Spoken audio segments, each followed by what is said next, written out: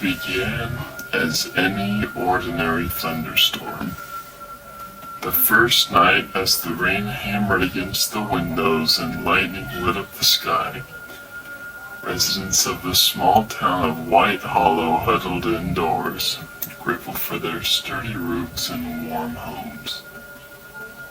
Storms like this weren't unusual in early spring, and the weather reports had promised it would pass by morning, but it didn't.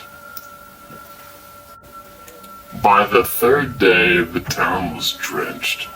The streets became rivers, and the sky was a constant churn of gray clouds, growling with thunder.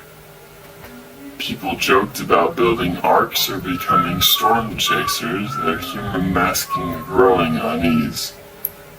Farmers muttered about flooded fields. Shopkeepers worried about the roof leaks. Still, everyone assumed it would end soon. By the end of the week, they knew something was wrong.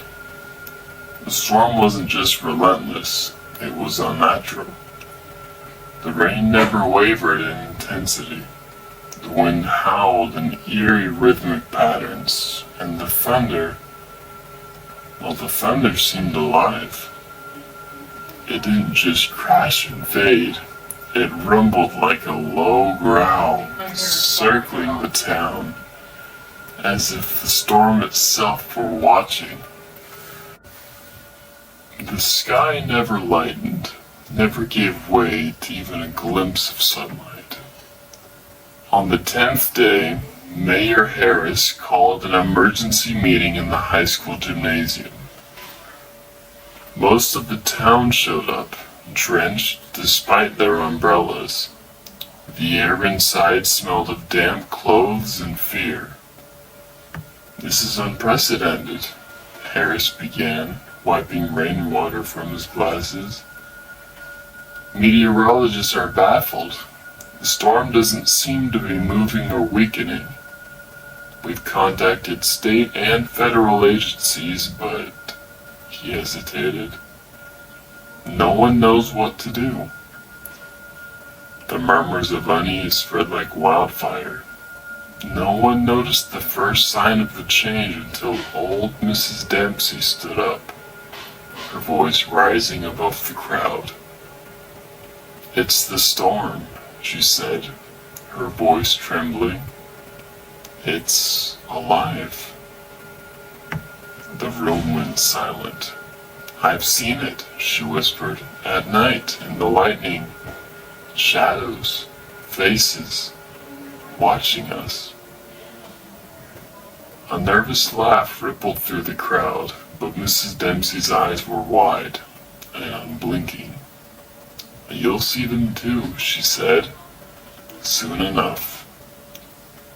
That night the town's power went out. Candles and flashlights flickered behind curtained windows, but the storm outside grew louder, the thunder roaring like a furious beast. Claire, a waitress at the local diner, sat on her porch, staring out into the rain. She hadn't slept in days. No one had. Every time she closed her eyes, she heard it.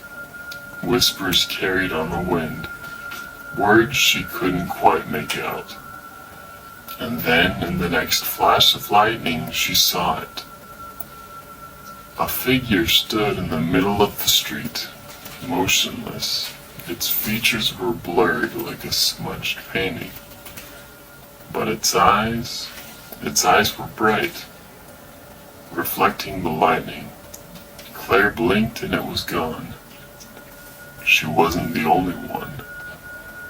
The next morning, the town was buzzing with stories. People claimed to see shadowy figures in the rain, to hear voices in the thunder. The storm wasn't just relentless, it was watching them, probing them. A week later, the first person disappeared. It was Greg Tully, the high school janitor. He had gone out to check the drains behind the school and never came back. His wife found his boots standing neatly by the door, but there was no sign of Greg. The disappearances continued. People would step outside for just a moment to fetch groceries from their car or let the dog out and vanish, always without a trace. The town dwindled. Doors were locked, windows boarded up, but it didn't matter. The storm seeped in. It wasn't just the rain or the wind. It was the storm itself. Its presence pressing down on everyone. It knew them. It wanted them. By the third month, there were fewer than 50 people left in White Hollow. The streets were empty, and the houses dark. Those who remained rarely spoke, their faces hollow, their movements sluggish. And then one night, Claire woke to silence. No rain, no wind, no thunder, just an eerie, oppressive stillness. She crept to her window and looked outside. The street was bathed in a strange bluish light, and the air shimmered like a mirage. In the center of the street, where she had seen the shadow weeks before, a figure stood. It was no longer blurred. It was her. The figure raised a hand, beckoning. Claire's heart pounded, but her body moved on its own. She unlocked the door, stepping out into the cool electric air. The figure smiled. A smile that didn't reach its eyes. "Come," it said in her voice, though its lips didn't move. "It's time." Behind it, more figures emerged from the rain. Faces she recognized. Greg Tully, Mrs. Dempsey, others who had disappeared. They weren't human anymore. Claire wanted to scream, but the sound died in her throat as the figures closed in, their hands outstretched. The next morning, the storm finally ended.